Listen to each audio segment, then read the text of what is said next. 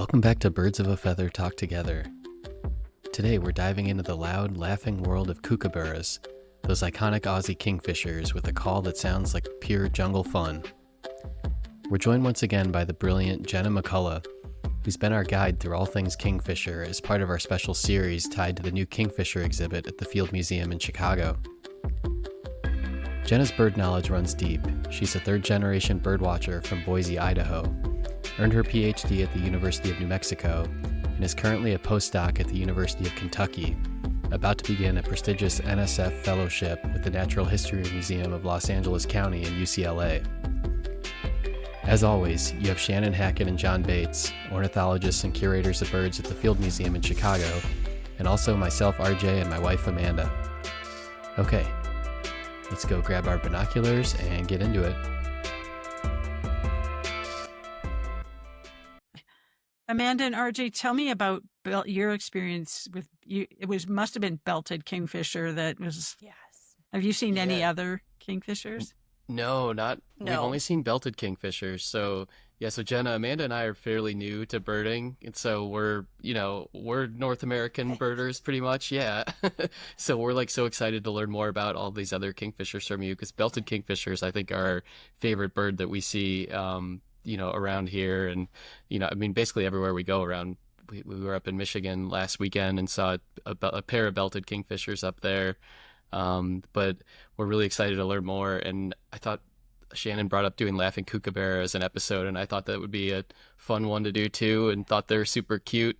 But then I think on our last episode you saw that there's a Laughing Kookaburra that ate another bird and its and its family. Not so, So cute. now I'm wondering Sub-family, if I'm which makes it sub-family. even smaller. Again, it's the only time I've ever heard of inter-sub-family predation. Just doesn't happen in birds. I would write a whole little fun blog article about that, because I just can't think of any other examples. And there was a kookaburra, a laughing kookaburra, eating sacred kingfisher, which was amazing, and hopefully we could include somewhere. Do you think it was an aberrant behavior, like a one-time deal, or is there many instances of that happening? I don't think it's super common, but I think that effectively, when you start looking at the diet, there's a lot they'll literally eat anything they can fit in their mouths. So go ahead and describe a laughing kookaburra. All right, so a laughing kookaburra is one of the biggest kingfishers. It doesn't even look like a kingfisher. Kind of. If you think about a kingfisher, people think plunge diving. They think maybe small, maybe blue. These laughing kookaburras are, I don't really know, maybe a foot tall. When it comes to birds and heights, it's kind of hard because, if you think about their feathers get really big. So it's pretty big sized bird. Definitely one of the largest kingfishers. Now, really quick aside, some people say it's the largest kingfisher, but there's a giant kingfisher. And then it's that's also huge. So laughing kookaburra, giant kingfisher. That's up for debate of the biggest kingfisher. But same with the tiniest kingfisher. But one's a plunge diver and one isn't. That's true. And Okay. kookaburras are not plunge divers, which makes them inherently more interesting to me. So, I'm just Wrong. joking with you, Shannon. I read love this- kookaburras because, one, they have an incredible call, which sounds like a laugh, and oftentimes gets mistaken for maybe a monkey or something that you wouldn't expect. You wouldn't expect a laughing kookaburra call to sound like that, apart from its name, Laughing Kookaburra. I'm not going to pretend that I can do the call. John, if you want to try, be my guest. It's something that somebody You've- will look up on their own. Every Come on, person Jack. who's seen a movie has heard this bird call, because it's in virtually every movie, even when you're not anywhere near where that bird actually lives.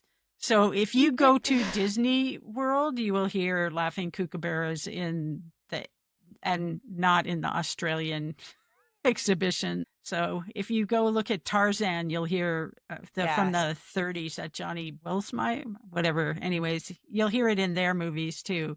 So that's why I picked it, is because people wouldn't think of it as a kingfisher, but they've almost 100% certainty heard it laughing in some kind of movie or TV.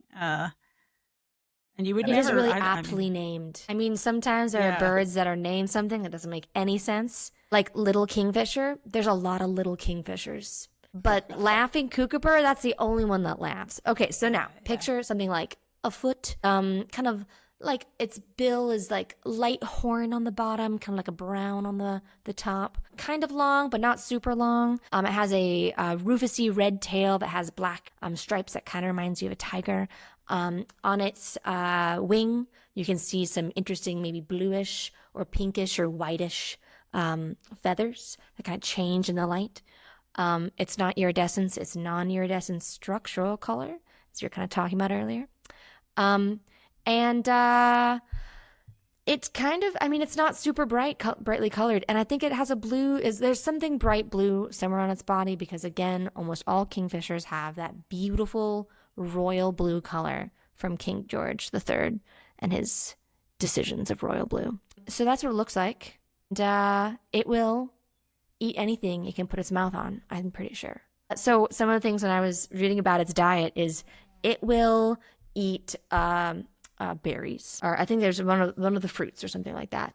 There was examples of it eating, obviously, skinks, spiders, insects.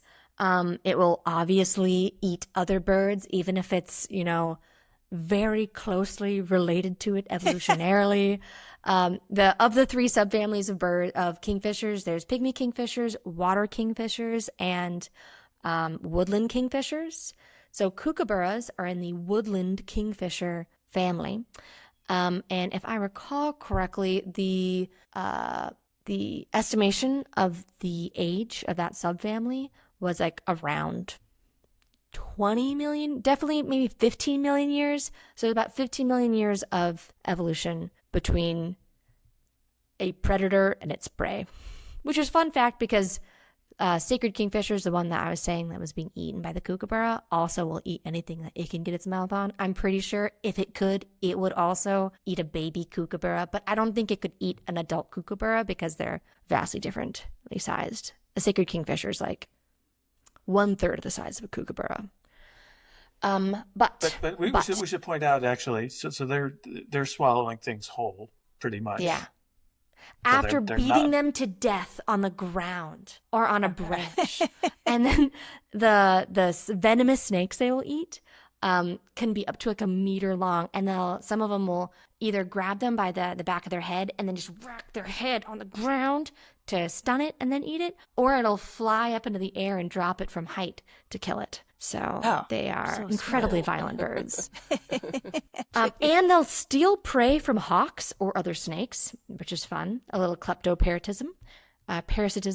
And then it will also has been observed to eat human food from picnics, which is kind of fun for me because if you go to Australia and you talk like, what's the bird that you hate the most?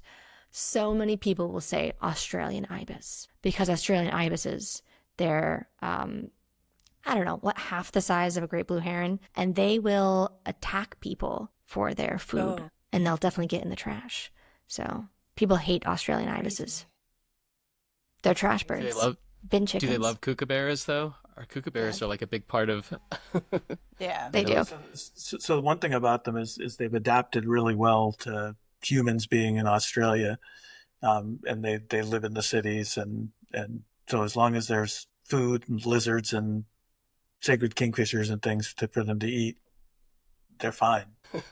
I read an excerpt just when I was like trying to do research, and it said that some people in Australia will like a kookaburra will fly up and they'll like rub its belly. I was like, Oh no! Well, I was like, that can't be true, can it? I was like, the thing is that I was like, this can't be true, but I don't know. when it comes to Australians and their birds, I mean, so many Australians love the magpies there. Not the magpies that we think of in North America, but it was the Australian magpies, and those birds attack them, and they love them too. Like there was a boy who lost his eye, and they didn't put the bird down that took his eye. I remember reading that. It was like it was in a recent book about birds. I need to introduce them to some Northwestern University students that are completely afraid of red-winged blackbirds. Oh, yeah. Are they scared because of their big red epaulets that they use to be like, oh my No. gosh, it's too red and They're large. scared because they dive bomb their heads and they want to know why they have value, because they have to convince the Northwestern students that these birds actually have some kind of value. That's too bad that Funny. you have to convince people that life has value. Oh, Yeah, well, seriously. we get this at the museum all the time too, because they will dive bomb people during the breeding season as they come into the museum. So people are always coming in like this, and they're like, "Can't you do anything about those birds?" Well, they want it well, to be an engaging experience. The birds are making it be an engaging experience. You see Well, the they don't want it birds to be in life life. threatening. Then they go to the Hall of Birds and they say, ah, yes, I understand. They don't see it like the Australians. Yeah. Yes. Yeah. No, the Australians love kookaburras. In fact, when they had the Olympics in Australia, one of the 3 mascots was a laughing kookaburra. So, Oh, yeah. that's cute. But of course, it That's wasn't cute. just one. So when I heard my first kookaburra, I was looking for platypuses. And we did see a platypus, and I cried because I was just so excited. But I got to hear a kookaburra, and it was a out-of-body experience because it was so loud, and it went on for so long. And it was raining, and it was just, anyway, they were great. That's why people love them. That's awesome. I Yeah. wouldn't be one that loves Australian magpies, though. If a bird attacks me, unless it's a kookaburra, I will hate it forever. So Not be happy about So will it. Yeah. kookaburras attack people too, or do they just try to steal their food? I'm not think sure. I've just a never little heard of of both. one. Yeah, John? I think of kingfishers as not being particularly aggressive. Okay. Towards people. Yeah, towards people. I which mean, is they're interesting. aggressive Yeah. towards others. So kookaburras, I was reading about them. So they live in groups. And they mate for life. They're pair bonded for life. They're monogamous, and they raise their young in groups. But they do get violent between one another. And this one way it was described as like sometimes there are fights, and it says almost ritualistic, but often can be deadly.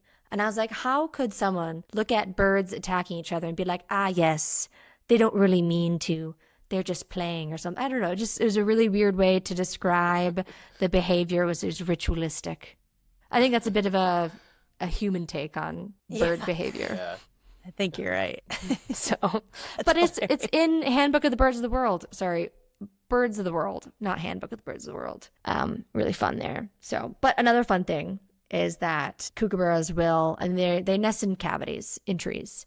But they'll also nest in termite mounds, which I find to be exciting because I feel like, if there were termites there, I don't know. I've just seen examples of birds, like baby birds, being bitten to death by insects. And so to choose to nest where there could be a lot of insects, I feel like one is another very exciting decision. It's kind of just testing the karma. Especially when you eat some of those insects. But also, they'll nest in nest boxes. And the group will help feed and care for the offspring. And they've even been observed bringing tiny snakes for the offspring to pretend kill. I'm not sure they pretend, they're actually killing them. I mean, they are killing the snakes. practice. So to practice the amazing behavior of grabbing it behind the neck and just beating it to death. It's great. Again, very aggressive. That's awesome. But I did want to talk about a couple other kookaburras. So there's Laughing Kookaburra. That's the one that's famous. But there's another kookaburra that's in. Oh, and one last thing. The scientific name for Laughing Kookaburra is Dactylo novaguinea. The name Nova Guinea means New Guinea, and Laughing Kookaburra does not occur at all in New Guinea. And I always wondered about this, and apparently it used to be called Dactylo gigas, which means big. It's a big bird. But the name, so like when it comes to naming life, is effectively the first come, first served. So if you name it, even if you do it wrong and you purposefully do it wrong, which is what happened here, the person who named it originally purposefully, that's what it says on Birds of the World, misnamed its location to be New Guinea. And because it was published earlier in the year than Gigas, we have to use New Guinea. And isn't that fun? That's Anyway, crazy. there are some That's crazy.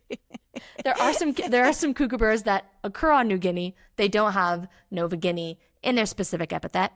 Gosh, So- crazy. The other one that occurs in Australia is called a blue-winged kookaburra. If you look it up, I think it looks a little bit more imposing than Laughing Kookaburra. One, it doesn't have the laugh, but it has this really brilliant white iris, which for some reason to me, when I see birds with white irises, it kind of is like, oh gosh, you're a little bit more intimidating. And it looks more intimidating to me. That's the kookaburra I picked for the exhibition because the blue is so pretty on the wings. So Yeah. people are like, isn't that a laughing kookaburra? And I'm like, no, it's not, because I wanted the blue. So Yes, the we're royal using blue. the blue-winged one. Yes, they are. I literally wrote my notes. Looks more intense because it has this vivid pale iris and brilliant blue-winged coverts. So it's in northern Australia and can occur in the same habitats as Laughing Kookaburra, but when they're in proximity to one another, you'll see blue-winged kookaburra in more drier habitats. And it also gets into southern New Guinea. So there's a lot of species that are in northern Australia that also occur in southern New Guinea, and that's because New Guinea was attached to northern Australia during times of low sea level in this continental plate called Sahul. So when we think about what is an island, which I know I'm getting off topic, I don't consider New Guinea really an island because evolutionarily it was connected to a continent. It is a part continent. So, when I think of an island, I think of Hawaii, where it has never been connected to a continent. Right now, it's an island. So I think the one thing about New Guinea there, though, is that it kind of came out of the ocean at some point. Oh. What do you mean? Because it does have some very Well, complex of course it came out of the geography. ocean. I at know. some Everything point. kind of came out of the ocean. No, but But you mean but separate from Australia? You mean like Why? that it rose up? There's some aspects of that. orogeny? Yeah. Yeah. So So the it tectonics has of- been connected, but in the last glacial maximum, when people think about ice ages in North America, they think about this big ice sheet. When I think about ice ages, I think of moving down of the ocean layer. Oh, the height of the ocean goes down. So land bridges get exposed. And yes, a part of New Guinea has risen out of the ocean. Some parts of it are new because it has this really cool geology. But it was connected to Australia. So when I think about it evolutionarily, I'm just like, please don't treat it like an island. In evolutionary context, if we're talking about 1 million years, I don't know. We need to think about the constant movement. I've gotten off topic. The point is that is one of many different species that occurs in northern Australia and southern New Guinea. Now, what are some of the other kookaburras that occur on New Guinea? Because we're going to get to my favorite one. The newest kookaburra is, oh, sorry, I'm ahead of myself. What's it called? What? The The newest news one? kookaburra? The newest Oh. kookaburra. Sorry, It's a I journalist. got a little bit, Yeah, the news. my mouth's a little dry. No. There is a, It's a Nudist. even better. they all are nude, okay? No one has clothes. So, It depends on how you define nude, Jenna. That depends. I know, and Just I like an define island, nude. I Nude's define freedom. nude as having clothes. So I guess they are nude. Not feathers. Not feathers. Nope. If you That's made a how- cloak of, if you made a shirt of feathers, would you call yourself, and you wore it, would you call yourself Jeez. nude? I would not be yeah. nude because I'd be wearing No. something. Now, if I put Yeah. a little teeny shirt on a kookaburra, then it would be clothed. But right now, Yeah. kookaburras, as we know it, they are nude. Feathers are They're just not part of it's wearing like clothes, skin, yeah. like the hair on our body. Yeah. Okay, Wait, so so If you what's gave them- the- if you what's gave them the a feathered newest? cloak, then they'd be clothed. Yes. maybe. There we go. So if they killed the sacred kingfisher, took the insides out, and never mind. Exactly. Buffalo Bill Yes, style. if you skinned the sacred kingfisher Buffalo Bill. and you made it like a leather jacket, you would need multiple. If you give a mouse a cookie, joking. So Wait, so what's this newest one? yes, so Yes. the newest kookaburra is because the common name used to be called a kingfisher and now it's called a kookaburra, It is shovel-billed kookaburra. So for the longest time, this one species was called shovel-billed kingfisher. It was in its own genus, Clitosaex rex, which is my favorite name, scientific name ever. And unfortunately, I, along with my advisor, am part of the reason why we don't use it anymore. We sunk it into the kookaburra genus, Dacelo. So what we did is that we got DNA from specimens from places like the Field Museum. I don't think this one was specifically from the Field Museum. I think we got our sample from the American Museum, and we got its DNA along with our the very first study that I mentioned. How I got into studying kingfishers was in the study, and we showed that Clitosaex rex, shovel-billed kingfisher, was not its own evolutionary group. It was actually more closely related to I think it was the other New Guinean kingfisher, which it might have been spangled, that's Dasylotyro. I'm pretty sure this is a kingfisher that also lives in the lowlands of New Guinea and Aru. So now it is known, instead of it being called Clitosaex rex, it is now known as Dacelo rex. And because it has the genus Dacelo, it joins the other 4 Dacelos, which are all kookaburras, to be called shovel-billed kookaburra. Now, why do I tell you all of this, apart from us causing my favorite genus name to be sunk into nothingness, is because it is awesome for its ecology. So when Shannon said that Chad had done CT scanning of all these kingfishers and looked at the bill morphology, he also was modeling how some kingfishers that don't plunge dive, like what would it look like if they tried plunge diving. So just to put in your mind, think of a belted kingfisher. Now think of it like 3 times larger. It's on the ground. It's all brown. As a little bit of that blue, it's on its rump, but it's all brown. And imagine you just took its bill, and instead of being long and thin, you just push it down to be short and fat, like a little, shovel. And that's its name, shovel-billed kingfisher, because it just digs in the ground and eats earthworms. And it's just hanging out on the ground, eating stuff. And so Chad modeled it plunge diving. And I remember seeing it on his computer on how big of a splash it would make. It was so bad. It was like that bullet train that was causing that sound wave as it was going through the tunnel, causing this huge boom to come out the other side.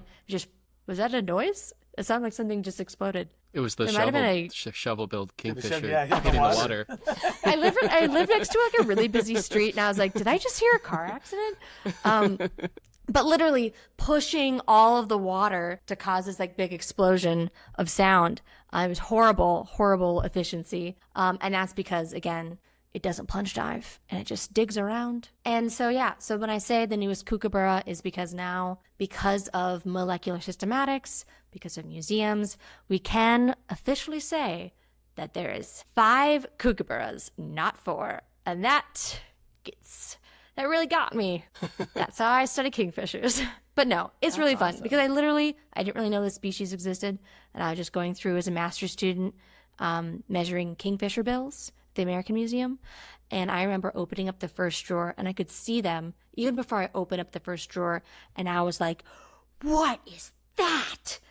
It was crazy. These bills just are not what you expect for kingfishers. It's just so wild. So I just love that it eats worms. So it lives, so the shovel-billed kookaburra lives in the lowlands of New Guinea. And it's the reason why I want to go to New Guinea, is to see this bird, among all the other reasons why to go to New Guinea, including birds of paradise. There might be a bird of paradise or two that... I've already seen one bird of paradise. I mean, frankly, everyone loves them. I just think that there's some, really cool birds that no one else goes to see. Maybe... I think that shovel-billed kingfisher is in a few lists. Well, don't go and lick them. Let's just say. Yeah. Anyway. Wait, what'd you say, Shannon? Don't go. I said, don't go lick the birds that people don't know about and don't necessarily want to see. Do you lick birds that people do know about? No, but there are toxic birds in New Guinea, so. That's true. I thought it was only one species, right? Is it just one species in that genus? I thought it was just one. So What about rubbing their belly? Can you It get was poisoned for Is, rubbing is their that belly? okay? Yeah. Well, I mean, I'm going back to eating centipedes and just thinking, I wonder if you end up with stuff that gets in your feathers when you do that. Oh, That's interesting. I mean, so like, yeah. what's Yeah, cool that about would be juicy and disgusting. That's gross to think about. maybe they like it, and they eat scorpions too. So maybe we should have more birds try to scratch us to see if we have a reaction. That's how we found out about that poisonous bird. Wow. It scratched someone? Yeah, there was a bird bander. He got scratched by a bird. This is what I heard, and he got a Nature publication out of it because Wow. he got scratched. He's curator of birds at the California Academy of Sciences. Oh, wow. But I like to tell Worked that really out. short. Like he got scratched. You noticed that there was a reaction. He was like, "Why?" And then that led them to discover that it is poisonous because They it get eats they sequester poisonous a poison ants. from I don't want to say it's a beetle, but Oh, that could yeah, be. probably a beetle. I think you're right. It's not But- ants. So In my head, it's an cool. ant. So he He could was have a gotten it from University of scratching his Chicago belly. student. Wait, so does the poison from the beetle, is it just like coming out of every part of the bird, or does it like dip its talons in that poison? No, it incorporates it into the feathers when it's Okay. making the feathers. It might be in the skin as well. Okay. I'd have to go back and look that up, but yeah, he was a University of Chicago student. And it was a Jack. Nature publication. I just love that. I just love the fact that that came from that. And I That's do want to awesome. talk about that bird someday. We can see if we can get Jack on to talk. His name is Jack Dumbacher. And what's the bird called again? It's called a pitahui, but just like Jenna was talking about with the kingfishers, I think the genus pitahui had 4 species in it, and I think when the molecular phylogenies were done of all the New Guinea birds in that part of the avian tree, I'm pretty sure she's right. There's like the poisonous one shows up by itself. One of the other ones is in another place, and the other 2 are in a completely different place. So they look kind of alike, and they've been put in the same genus, but they're not remotely closely related to one another when all is said and done from an evolutionary standpoint. But we have to So look that much up moved before we talk around. about it. Okay. Well, I hate to do this, but I think we're close on time on this one. Is there anything else on kookaburras we want to touch on before we wrap this one up? RJ, do you want to sing your song? No. I'll sing it. I Will grew you? up Okay. singing that song. Okay. So did I RJ. have vivid I- memories. I grew up of singing singing it this too, song. and I don't know how I learned it. And Amanda was like, "Did they teach you it in school? Like, where did you learn it?" And I don't That's know. I right. don't remember, but I I know learned the it Never from song. heard Mom. this song. Now, Oh. maybe Oh, it's sweet. a different song, but how it goes for me is Kookaburra sitting in the old gum tree, Mary, Mary, king of the bushes, he laugh, Kookaburra, how gay your life must be. And they go, woohoo! And then you just go back Yes. and do it again. So That was Yes. amazing. That was- Beautiful. yeah. That was great. That's so cool. I Yeah. can't believe you guys both know that song. John and Shannon, have you heard that song before? Absolutely, I had. Yeah. Oh, very cool. But I'm just pointing out I hadn't really heard that verse, and I'm just realizing that it's eating fruit in that verse, not lizards or sacred kingfishers or. Oh, Or we need gross to stuff. update the song. Yeah. Wait, you said Kookaburra sitting in the old gum tree, tree. Mary, Mary, king of the bush is Oh, no, he. so what Laugh, I remember- Kookaburra, laugh. So sorry, I was putting in the verse I know, which is Kookaburra sits in the old gum tree, eating all the gumdrops he can see. Oh. Laugh, Kookaburra, leave some there for me. Cute. So Oh. is there a different tree that makes version. gumdrops? I'm in Australia. It's a dream tree. Maybe that's fun because there's so many interesting things about nectar and different things. I think I've heard that, and I thought it was just a fantastical idea of what a gum tree is. What's a gumdrop on a gum tree? Is it literal what we think of a gum tree or a gumdrop? Or, and John, bringing it really back down to nectivity and kingfishers, could it be a little tiny bits of nectar coming out of the leaves? And then that would be nectivity. Oh. They We do need to eat everything. confirm this. And they do eat nectar, Everything. possibly. Comes back Oh, around. interesting. Yes. Can you get a nature paper out of it? Well, wouldn't that be fun? On a If it's podcast. poisonous, you certainly can. Well, I like the birds that eat nectar from the bits being excreted out of the aphids' butts. The aphids are eating the leaves, and then the nectar is coming out of that, and then they're eating that. So I'll get back to you on that, John. So RJ gets his nectar. Are you saying those? I don't know what I'm saying. Are you saying those birds are not eating the aphids? They're just eating the nectar? There are birds that just eat the nectar. I was reading this. I have the book upstairs. Are they pardalotes, or they must be some of these? Huh? I know her really quickly. Just really get it. Wait, so what Jenna was saying is, are they just like licking the aphids' butts? That's what it sounds like. Which the interesting thing to me is, I would have said bird tongues are inordinately poorly designed to lick anything. So maybe not. Okay. I mean, they're often like sclerotized and hard in the tips. Not always. Yeah. If you want to read about that, this is a great book about nectivity. And I think this is the one where it talks about the magpies that like attacked the child and like took its eye, and they didn't. So that's called Where Song Began? Yes. Because they talk about why there's so much song in Australia, and that comes back down to territoriality, because nectar is a very ephemeral food source. So there's a lot of aggression in Australian birds. Okay. People just they were just celebrating kookaburras. That's the song I'm thinking. Yes, and they thought that gumdrops came on gum trees. That's it. Don't John, they? have you had enough coffee today? I have. I like the thought of that. I like the thought of a gumdrop tree too, separately. I like the idea of a chocolate truffle tree. Yes. Cheesecake tree. Oh. So, and forgive me, did we talk about what the word kookaburra means? Or I have no idea. okay, It comes from it's the indigenous name of the bird. okay. Of these birds, Good. Kookaburra. Yeah, I only know about the Latin So- names. and they're imitating it's imitating the sound of the call. That's where. Oh, okay. I'm sure. So it's like a lot of birds. See, now again, as a kid, not speaking native Australian, I just figured the kook actually was something to do with what they thought the bird was just kind of a kook. Oh, okay. You really He's need crazy. a jolt of something, don't you? Poor It's John. a vivid childhood. It's keeping us laughing like Yeah. the kookaburra. Yeah, I like that, John. We have 23 of them in our collection. We have 23 laughing Wow. kookaburras. Very cool. Yeah.